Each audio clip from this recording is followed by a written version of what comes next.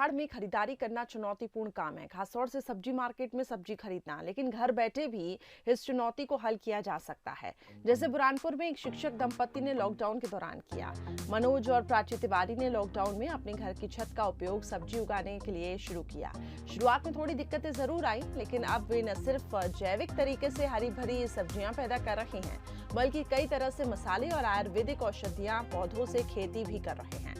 इसके साथ ही जैसे ही शिक्षकों का पेशा है लोगों को ज्ञान देना, ये शिक्षक दंपति अब तक 40 से 45 लोगों को उनकी छत पर जैविक खेती करने का हुनर सिखा चुके हैं।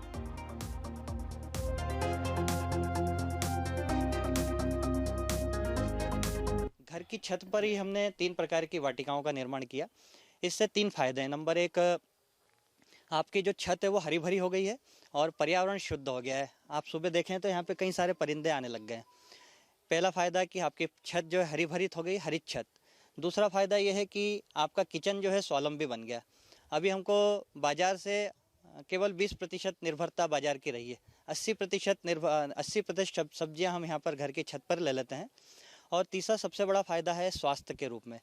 घर की शुद्ध, कहते हैं कि आहार ही जो है हमारा औषधि का काम करता है, तो ये औषधि युक्त आहार युक्त सब्जियां घर की छत पर आने लग गई।